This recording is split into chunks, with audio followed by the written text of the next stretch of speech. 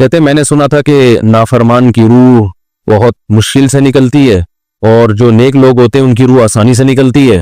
تو میں تو جب گیا یورپ میں تو میں نے بہت سے گوروں کو بڑے آرام سے مرتے ہوئے دیکھا اور بہت سے نیک لوگوں کو بڑی مشکل سے مرتے ہوئے دیکھا.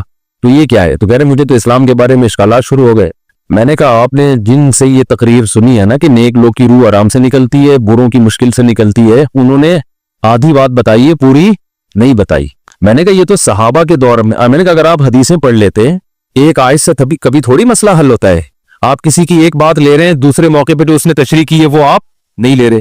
میں نے کہا معاذ اللہ، اگر کسی کی کوئی موت کی کسی کو بہت تکلیف ہو رہی ہے، اس معاذ اللہ اس کے برے ہونے کی علامت ہے، تو یہ تو پھر کفر ہے. حدیث میں آتا ہے کہ آپ صلی اللہ علیہ وسلم کو موت کی تکلیف دوسروں سے زیادہ ہوئی ہے. آپ صلی اللہ علیہ وسلم فرمایا اوعکو کما یوعکو رجلان منکم، مجھے بخار میں اتنی تکلیف ہوتی ہے جتنی تم میں سے 2 آدمیوں کو ہوتی ہے. آپ پر جب بیماری آتی تھی نا، آپ کو تکلیف دوسروں سے زیادہ ہوتی تھی. اور امی عائشہ رضی اللہ تعالی عنہا فرماتی ہیں کہ نبی صلی اللہ علیہ وسلم کا سر مبارک میری گود میں تھا جب آپ کی روح نکلی ہے، اور آپ کی جو میں نے موت کی تکلیف دیکھی ہے، جس شدت میں آپ جس تکلیف میں تھے، اس کے بعد مجھے کسی کی موت کی جو آسانی سے کوئی دنیا سے گیا ہو نا، اس کے مرنے پر مجھے کبھی رشک نہیں آیا. رشک کا کیا مطلب کہ بھئی یہ اتنی آسانی سے چلا گیا تو اس کا مطلب یہ زیادہ اچھا تھا، اور معاذ اللہ آپ صلی اللہ علیہ وسلم کے اعمال کم تھے، یہ تو ممکن نہیں ہے نا. کہتے ہیں مجھے کبھی کسی پہ رش نہیں آیا کہ آرام سے مر گیا تو بہت نیک ہوگا. ٹھیک ہے نا، بہت مشکل ہے سمجھانا.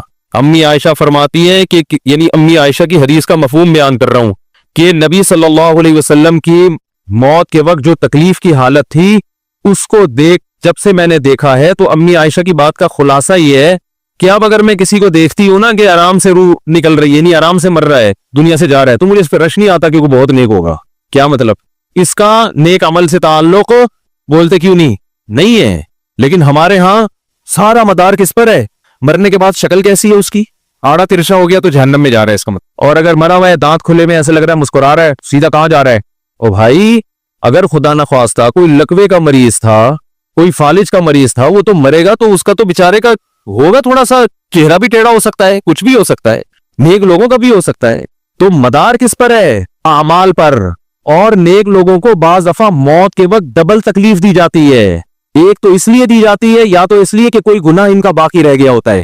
اللہ کیا کہتے ہیں؟ بھائی قبر میں جانے سے پہلے اس کو ہمارے پاس دھلا کے لے کے آؤ، صاف ستھرا ہو کے. اب ہمارے پاس آ رہا ہے تو اب ہم نہیں چاہتے کہ اس کے گناہوں کی گٹری ہو، اس کو پاک صاف کر کے لے. میں نے بڑے بڑے بزرگ دیکھے جن کو آخری وقت میں بہت مصیبت میں گزری ان کی، یعنی زندگی کے آخری ایام، بیٹیوں کی ٹینشن، کسی بیٹی کو طلاق ہو گئی، وہ گھر آ گئی، کوئی اور مسئلہ ہو گیا، تو بڑی ٹینشن میں آخری وقت. لیکن وہ زبان سے کیا کہتے تھے؟ شکر. کیا شاید اللہ تعالی ہمارے گناہوں کو معاف کرنا چاہتا. اولاد کی حدیث میں آتا ہے کہ انسان کو اس کی گھر والی کی طرف سے، اس کی اولاد کی طرف سے، اس کے جسم کی طرف سے تکلیفیں پہنچتی رہتی ہیں اور اس کے گناہ معاف ہوتے رہتے ہیں حتی لقی اللہ طاہرا مطہرا. جب اللہ کے پاس آتا ہے نیٹ کلین، بالکل گناہوں سے پاک صاف ہو گیا. لیکن یہ تکلیف ہوتی ہے جس میں صبر کی توفیق بھی ملتی ہے، کیونکہ اللہ دے رہا ہے نا تکلیف، اور اللہ سزا کے طور پہ نہیں بلکہ کفارے کے طور پہ، تاکہ ہمارے پاس آئے تو صاف ستھرا ہو گئے. تو اس تکلیف میں پھر صبر کی توفیق، اس لیے علماء کہتے ہیں جس تکلیف میں صبر کی توفیق مل رہی ہے سمجھ لو یہ رحمت ہے. یہ کیا ہے؟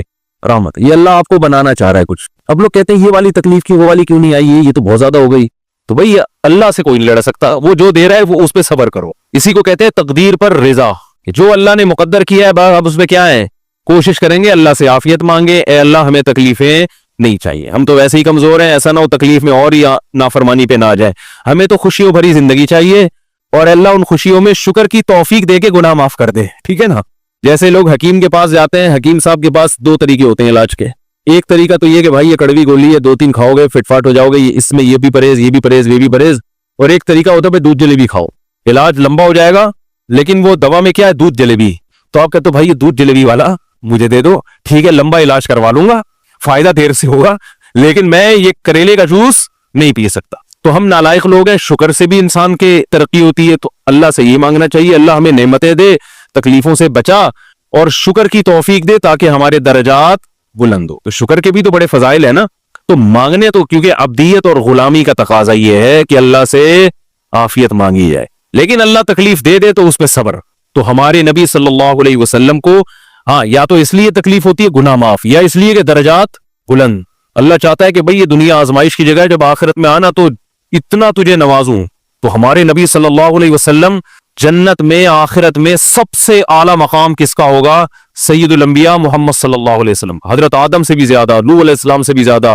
تو اللہ نے فرمایا کہ آپ کو پروٹوکول دینے کے لیے آخری جو اب آپ کا آخرت کا سفر ہے نا, اس میں مادی تکلیف آپ کو دوسروں سے زیادہ دی جائے گی. یہی وجہ ہے کہ حضرت فاطمہ رضی اللہ تعالی عنہ, آپ کی چہیتی بیٹی, جب انہوں نے آپ صلی اللہ علیہ وسلم کی اس تکلیف کو دیکھا نا, جو موت کے وقت تکلیف تھی اور جو بخار کی شدت تھی, واہ کربا ابتا, فرماتی تھی ہائے میرے والد کا کرب. بہت زیادہ غمزدہ ہو گئی ان کو دیکھ کر کس قدر تکلیف میں ہے. تو آپ صلی اللہ علیہ وسلم نے فرمایا لا کربا علی ابیک بعد اليوم. کیسے تسلی کے جملے. اپنی بیٹی سے فرمایا ہے فاطمہ تیرے باپ پر آج کے بعد کوئی تکلیف, بولو لا کربا علی ابیک بعد اليوم. اس میں بھی آپ صبر کا پہلو تلاش کر رہے ہیں, شکر کا.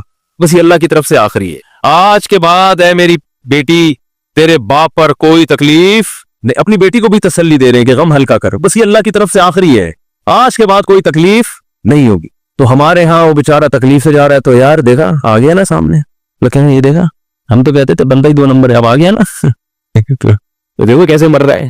اور پیغمبروں کو تکلیف تو دی جاتی ہے, لیکن کوئی ایسا عیب نہیں ہوتا, ایسی بیماری نہیں ہوتی جو لوگوں میں معیوب سمجھی جاتی ہے. یہ نہیں ہوتا, کیونکہ پیغمبر اللہ کے قاصد ہیں, تو اللہ ان کو ہر لحاظ سے امت کو یہ بتانا چاہتے ہیں یہ میرے رسول ہیں, یہ میرے سفیر ہیں.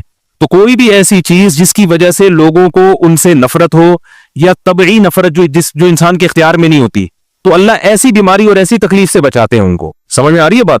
لیکن امتی کو ایسی تکلیف ہو سکتی ہے. یہ جو ختم نبوت کے علماء کہتے ہیں نا, مرزا غلام احمد بیت الخلا میں گر کے مر گیا, تو بعض لوگ کہتے ہیں وہ تو بیت الخلا میں تو فلاں بزرگ کا بھی انتقال ہوا تھا, فلاں کا بھی بزرگ کا ہو سکتا ہے, پیغمبر کا بیت الخلا میں انتقال بولو نہیں ہو سکتا, کیونکہ پیغمبر کو اللہ ایسے عیب سے بچاتے ہیں جو انسانوں میں عیب سمجھے جاتے ہیں. تو پیغمبر کو ایسی بیماری نہیں ہوتی, جیسے اچھوت کی بیماری ہے کہ کوئی ہاتھ نہیں لگا سکتا اس کو, ایسی بیماری پیغمبروں کو نہیں ہوتی. کوڑ کی بیماری پیغمبروں کو نہیں ہوتی, کیونکہ ایسی بیماری جس سے لوگ گھن کھاتے ہیں, ایسی نہیں. لیکن امتی کو ہو سکتی ہے, امتی کو ایسی بیماری ہو سکتی ہے, اللہ اس کے درجات کیا کرے گا؟ بلند کرے گا اس سے. مجھے ایک واقعہ کسی نے سنایا کہ ایک ہندو تھا, اس کو کوڑ کی بیماری تھی. کوڑ نہیں ہوتا, گوشت گلنا شروع ہو جاتا ہے, تو یہ بیماری پھیلتی ہے. تو اس کے رشتہ داروں نے بالکل الگ کر دیا اس کو, وہیں سے کھانا پھینکتے ایسے کر کے. کہیں تبلیغی جماعت گئی, ان کو پتا چلا, وہ بیٹھ گئے اس کے پاس جا کے, اس کو کھلا بھی رہے ہیں پلا بھی رہے ہیں. تو وہ بڑا متاثر ہوا, یار سب نے چھوڑ دیا اور مسلمان ہو گئے. تبلیغ والے تو اکرام کا کوئی موقع الحمدللہ چھوڑتے نہیں ہیں. تو وہ مسلمان ہو گیا اور پھر اس کا انتقال ہو گیا تھوڑے دنوں میں. اب دیکھو اللہ نے جو اس کو کوڑ کی بیماری میں ڈالا, یہ بیماری اس کے لیے رحمت بن گئی کہ نہیں بن گئی؟ تو کفر کی حالت میں کوئی اچھا کام کیا ہوگا اس نے, اس کے بدلے میں اللہ نے اس کو کیا دے دیا؟ کوڑ کی بیماری. اب دنیا کہے گی یار عام کافر جو اچھے کام نہیں کرتے وہ تو فٹ فاٹ گھوم رہے ہیں, اور یہ تھوڑا بہت خیال کرتا تھا, اس کو اللہ نے کیا دے دیا؟ بھائی اس کو دیا اس لیے کہ اللہ کو پتا ہے کہ جی کوڑ میں ہوگا تو تبلیغ والے آئیں گے, اس کی آؤ بھگت کریں گے, اور یہ کیا ہو جائے گا؟ اسلام میں داخل ہو جائے. تو اللہ کے کام ہے, یہ اللہ ہی بہتر جانتا ہے. تو بعض دفعہ اللہ تکلیف میں ڈالتے ہیں تاکہ آپ کے گناہ دھل جائیں. تو اس لیے موت کی جو تکلیف ہے نا, اچھا اور عین ممکن ہے کوئی بہت بڑا بدماش ہو, بڑے آرام سے مر جائے, اور مرنے کے بعد ایسی خوبصورت اسکن ہو جائے اس کی, کیونکہ اسکن کی اچھے یا برے ہونے کا تعلق موسم سے ہے, جینے, ٹھیک ہے نا. جس کو برین ہیمریج ہوتا ہے تو چہرہ خراب ہوتا ہے, چاہے وہ نمازی ہو. میں نے ایسے پکے نمازیوں کو جن کی نماز کی حالت میں ڈیتھ ہوئی ہے, ان کو دیکھا موت کے بعد ان کا چہرہ کالا ہو گیا. یہ بری بات نہیں تھی, یہ کالا اس لیے ہو گیا کہ برین ہیمریج ہوا, رگ پھٹی ہے تو بلیڈنگ ہونا, اور ہارٹ اٹیک بھی ہوا پھر ان کو. تو ڈاکٹر کہہ رہے تھے ان کو جلدی دفناؤ کیونکہ یہ بہت جلدی ان کا جسم خراب ہو جائے گا. حالانکہ پھر میں نے خواب میں ان کو جنت میں بھی دیکھا, صحیح ہے نا. تو خام خمانہ لوگوں نے یہ چیزیں بنائی ہوئی ہیں. تبھی میت کو چھپانے کا حکم ہے, کیونکہ اکرام کرنا ہے نا, تو چہرہ مرنے کے بعد بگڑنا شروع ہوتا ہے. یہ ہر ایک کا ہوگا, چاہے نیک ہو چاہے برا ہو. تبھی تو حکم ہے کہ اس کو جلدی دفن کرو, کیونکہ اس کی توہین ہے اب لوگوں کے سامنے رکھنا. اور ہمارے کیا ہو رہا ہے, اب باقاعدہ مردوں کے ساتھ سیلفیاں چل رہی ہیں, ناک میں ہوئی ہیں, ٹھوسی ہوئی ہیں, اور ویڈیو بن رہی ہے, اور زیارت ہو رہی ہے, لائن لگ لگ کے پبلک دیکھ کے جا رہی ہے. کیا جاہلانہ رسم ہے یار, کیا جاہلانہ. میت میں اور دلہن میں فرق ہونا چاہیے. دلہن کی منہ دکھائی ہوتی ہے, وہ محلے پڑوس کی عورتیں آتی ہیں, بھائی دلہن آئی ہے بیوٹی پارلر کر کے دیکھ رہی ہیں, تو مردے اور دلہن میں اتنا تو فرق کرو, مردے کی بھی رونمائی ہو رہی ہے. یہ غلط رسم ہے.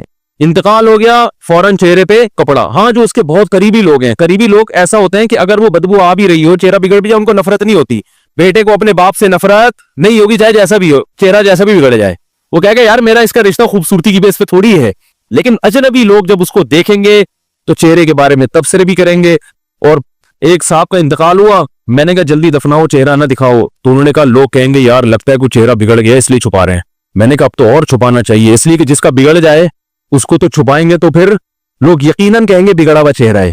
تو اس رسم ہی کو ختم کر دینا چاہیے. انتقال ہوا فوراً چہرے پہ کپڑا, ہاں بیوی دیکھ سکتی ہے اپنے شوہر کو, یا بیٹے ہیں یا اس طرح جو بھائی بہن ہیں قریبی وہ دیکھ لیں, باقی پبلک سے چھپا کے اس کو فوراً کیا کرو دفن. اب تو قبر میں جا کے بھی دکھا رہے ہوتے ہیں. یہ اجمیوں کی گندی رسم ہے, بری رسم ہے. گندی کا لفظ میں نے تھوڑا سا زیادہ سخت استعمال کیا, لیکن مجھے اس سے زیادہ ہلکا لگ نہیں رہا کوئی لفظ. عرب میں ایسا نہیں ہوتا. سعودی عرب میں جو ہے نا عرب لوگ بہت سی چیزوں میں ابھی بھی اسلام کے بہت قریب ہیں, بڑے خاندان. ہم لوگ چونکہ ہندوؤں کے ساتھ زیادہ رہے ہیں نا انڈیا میں, تو بہت سی چیزیں ہم نے وہاں سے کیا لی ہیں جو مذہبی لوگوں میں بھی آئی ہیں. عرب میں یہ سسٹم نہیں ملے گا آپ کو. عرب میں جب تک زندہ ہے احترام, ادب, تمیز. انتقال ہو گیا فوراً سے پہلے دفنایا, قبر پہ تختی بھی نہیں لگاتے. وہ جب جائز ہے تختی لگانا لیکن وہ بھی نہیں لگاتے. کہہ رہے اب اس کو تختیوں کی ضرورت نہیں ہے, اب دعاؤں کی ضرورت ہے. دعائیں ہوتی رہتی ہیں ابا کے لیے, صدقات و خیرات کرتے ہیں. تب ایسا صدقے کرتے ہیں عرب کہ آپ کی سوچ ہوگی. ایسی سخاوت ہے عربوں میں, اپنے ابا کے لیے اپنی اماں کے لیے دعائیں کرتے ہیں. وہ میں نے بتایا نا ایک واقعہ میں نے بہت پہلے سنایا تھا, جدہ میں کسی کے ہاں ٹھہرا ہوا تھا سعودی عرب میں, پاکستانی تھے وہ کسی عرب کے ساتھ 30 سال سے ملازمت کر رہے تھے. عربوں کا نا آپ کو ایک پہلو دکھایا جاتا ہے میڈیا پہ, جو اچھا پہلو ہے وہ نہیں دکھایا جاتا, اور اسلام کی وجہ سے ان میں خوبی ہیں وہ نہیں دکھایا جاتا. تو ایک عرب شیخ تھا جس کی ہاں یہ ملازم. دوسرا عرب کا جو اصل کلچر آپ کو ملے گا گاؤں دیہاتوں میں, شہروں میں تو پتہ نہیں کون کون آگے آباد ہوا ہے, اس میں اچھے بھی ہیں برے بھی ہیں. کہہ رہے میں نے دیکھا کہ وہ ایک عرب شیخ اپنی فیکٹری سے نکلا, میں تو ایک بھیکاری آیا, اس نے اللہ کے نام پہ کچھ مانگا. اس کے پاس پتہ نہیں تنخواہ بانٹنے نکل رہا تھا کیا نکل رہا تھا, اس کے پاس بہت سارے پیسے تھے ریال, تو اس نے اس کو بھیکاری کو دے دیے. بھیکاری کو جیسے دیے بھیکاری نے, اچھا یہ عرب بھی 80 سال کا بڈھا, تو اس بھیکاری نے اس کے عربی کے ماں باپ کو دعائیں دینا شروع کر دی دل سے نا. وہ پاکستانی تھا, وہ بڑا ہوشیار, دعائیں دی اللہ کرے تمہارے ابا کی مغفرت ہو جائے, اللہ کرے. تو وہ عرب کو اتنا اچھا لگا اس نے اور دے دیے. پھر وہ شروع ہو گیا اللہ کرے تمہارے ابا وہ پھر اور دیتی. کہہ رہے اتنے پیسے اس بھیکاری کو دے دیے. میں نے کہا یار یہ تو لاکھوں پتی بن گیا ہے, سارے پیسے ختم ہو گئے اس کے پاس, اور وہ گھنا دعائیں دیتا جا رہا ہے. وہ جو گھنا تھا نا وہ کیا کر رہا ہے, وہ بھی گھنا بن کے طبیعت سے دعائیں دے رہا ہے وہ, اور رونا بھی آ جاتا ہے پاکستانیوں کو, آپ کو پتہ ہے. تو کہہ رہے وہ چلا گیا, پیسے ختم ہو گئے. اس عربی نے کہا اگر یہ میرے پاس اور بھی پیسے ہوتے نا, یہ دعائیں دیتا رہتا میں پیسے.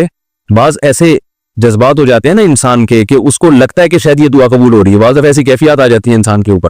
تو وہ پاکستانی تھے جنہوں نے مجھے واقعہ سنا, کہہ رہے ہیں یار ان کے اندر کوئی ان کے قریب رہے نا تو بعض چیزیں ان میں بڑی خاندانی. عربوں میں ماں باپ کا بہت احترام ہے, بہت. جتنے کسٹمر کے ساتھ بدتمیز ہوتے ہیں نا, باپ اور ماں کے ساتھ اتنے ہی اچھا سلوک کرتے ہیں. ایسا نہیں ہے جیسے زبان چلا دی اور یہ کر دیا. باپ بیٹھا ہوگا سب چپ کر کے آرام سے بیٹھے ہوں گے کہ باپ یہ بول بیٹا رہا ہے. ہمارے یہاں بیٹا باپ لگ, میں تو لوگوں سے پوچھتا ہوں یہ پہلے کیوں, کہ مجھے ایسا لگ رہا ہے آپ کا بچہ آپ سے پہلے پیدا ہو گیا, یعنی وہ باپ بنا ہوا ہوتا ہے. ٹھیک ہے نا, باتیں ایسے کر رہا ہوتا ہے کہ جو بیٹا ہے وہ باپ لگ رہا ہے, جو باپ ہے وہ بیٹا لگ رہا ہے. تو خیر کہاں سے کہاں بات چلی گئی, کیا بات کر رہا تھا.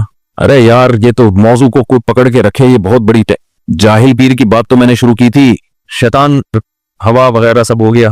ہاں یہ بات چل رہی تھی کہ موت کی تکلیف اگر کسی کو ہوتی ہے, میں یہ بتا رہا تھا کہ اسلام کی باتیں illogical بات اسلام نہیں کرتا. ہاں مذہبی لوگ بعض دفعہ ایسی باتیں کر کے لوگوں کو بیوقوف بنا دیتے ہیں, قرآن کی آیتوں کی غلط تفسیر کر لیتے ہیں کہ بھئی وہ اتنی تکلیف سے مرا اس کا مطلب وہ جہنم میں جائے گا, وہ نیک آرام سے مر گیا. تو قرآن و سنت سے ملتا ہے کہ نیک لوگوں کو موت کی تکلیف بہت دفعہ ہوتی ہے, زیادہ بہت دفعہ نہیں بھی ہوتی. اب یہ نہیں کہ کوئی آرام سے مر گیا تو آپ کہیں سیدھا جہنم میں گیا, اس کو تو تکلیف ہی نہیں ہوئی, یہ بھی ضروری نہیں ہے. ٹھیک ہے, اس کو بولے یہ اللہ کی رحمت ہے, اچھا گمان رکھنا چاہیے نا کہ بھئی یہ اللہ نے پہلے ہی دھلا دیا اس کو. تو یہ جو موت کی تکلیف جس کو قرآن میں آتا ہے نا کہ برے لوگوں کو موت کی تکلیف ہوتی ہے, وہ روح نکلنے کی ہے. کہ جب عالم برزخ کی طرف روح جاتی ہے اور اس کو برزخ کی چیزیں نظر آنا شروع ہوتی ہیں, تو پھر روح چاہتی نہیں ہے کہ میں جسم سے جدا ہوں, لیکن فرشتے اس کو کھینچ کے نکالتے ہیں. تو یہ عالم برزخ کی چیز ہے, اس کا اس مادی زندگی سے تعلق نہیں ہے. مادی زندگی میں تو کسی کے یہاں گولی مارو گے نا, ٹھا کر کے گئی نکل گئی مر گیا, اور کسی کو کیما بنا کے مارو گے تڑپا تڑپا کے تو تڑپ تڑپ کے مرے گا. وہ مادی زندگی میں کسی کو آگ میں پھینکو گے تو جل کے مرے گا, چاہے نیک آدمی ہو, اور کسی کی گردن اڑاؤ گے تلوار سے تو 1 منٹ میں کیا ہو گیا, ختم. لیکن جو اس کی روح نکل رہی ہے, خدا کے پاس جا رہی ہے, وہ منظر نافرمان کا بہت ہی بھیانک ہوتا ہے, اور نیک آدمی کی روح ایسے پرواز کرتی ہے, وہ اس کی تکلیف ہے. اور اس پہ میں ایک واقعہ بھی سنا چکا ہوں, دوبارہ نہیں سناؤں گا, کہ کیسے دنیا میں بھی اس کے مشاہدات ہوئے ہیں لوگوں کو, کہ کیسے ان کو آخرت کی چیزیں نظر آنا شروع ہو گئی, اور وہ باتیں کر رہے ہیں, باقاعدہ بتا رہے ہیں فروح و ریحان و جنت و نعیم, جو قرآن میں آتا ہے نا فرشتے آتے ہیں اور اس کی روح قبض کرتے ہیں, تو وہ بعض دفعہ اللہ دنیا میں بھی دکھا دیتے ہیں